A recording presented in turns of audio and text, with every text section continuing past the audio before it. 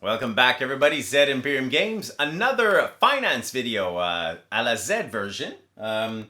What we've been doing is going through some of the blocks that have been purchased and I put aside over the last 10 years for the most part, but was digging through some older stuff of mine, and it turns out I've got some that go back as far as 20 years. So if you haven't seen the Odyssey block that was published recently, check that one out too, because oh my god, the price shift over the past 20 years has really been interesting.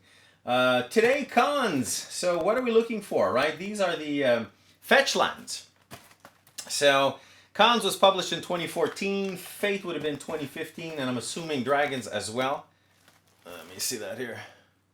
2015 and 2015. So it hasn't been that long. We know that Khans of Tarkir has been doing pretty good, I believe, but let's go and check it out. Let's not take my word for it. Let's go on to eBay just for the fun of it and see. 5 years ago, I would have paid this box probably $120, $125. Let's set that $125 for each one of these boxes. So I've got a $375. Let's call it a $400 investment for the three of these.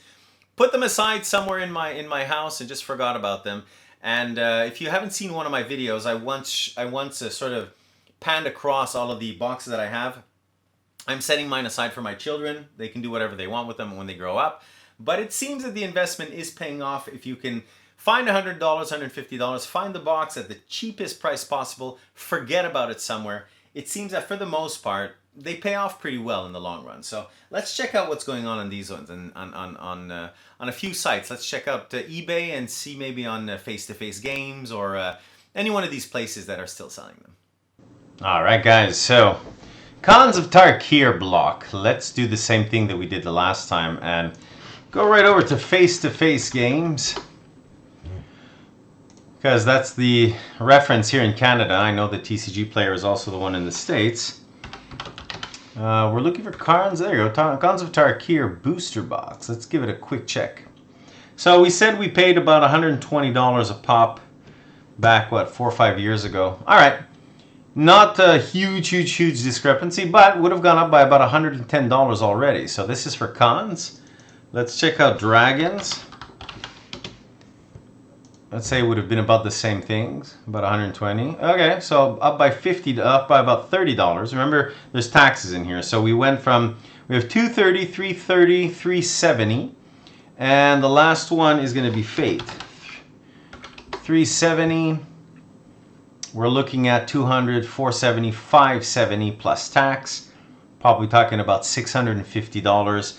For an initial investment of $350. So we're looking at about a $300 profit right across. Even Dragons, which is not the most exciting of them all, has gone up over here on Face-to-Face. But let's go to our infamous eBay, since that's the one that we tend to use for all things Magic, because we know that there's product available there. Khans of Tarkir booster box. Let's check that out. Same as always, let's go for Canada only to start, and we want sold listings. Ooh, boy, this went cheap. 220. Well, no, actually didn't go really all that cheap. How do you say? It was selling for 230, I believe, right, over on the Face-to-Face. Okay, so right away, there's not a lot that have sold here in Canada. 220, 220. Remember, add $20. Plus another $20 if you're importing it from the United States. So you're looking at around $250 Canadian for the Khans box. Let's go right away for Fate Reforged. We'll have to re-select Canada only. And sold listings. 200, 180 plus shipping, 200. And again, if it's being imported, at $20. 200, 220, 220. All right. So both of them, 220 is about 440, 450, give or take. And the last one that we want to check out is Dragons. Dragons of Tarkir booster box. 440, it's all set up. Okay, so add another 175, 540, 650, about the same thing, right? So probably give or take within maybe a 5% threshold. Ooh, a couple of cheapy ones here though. Managed to get by right under the radar. 140, 154. you're still looking at about a $600 investment, which means even the cons block, which was okay, right? We about the fetch lands and all of that, but Dragons was not a super popular one. It's still only going for about 160, but was presumably purchased for about 120. So even that one has gone up by a few bucks. So you're looking at a $300, how do you say, maturity, increase in value since they were purchased about 4 or 5 years ago. Not massive, but it's only 4 or 5 years.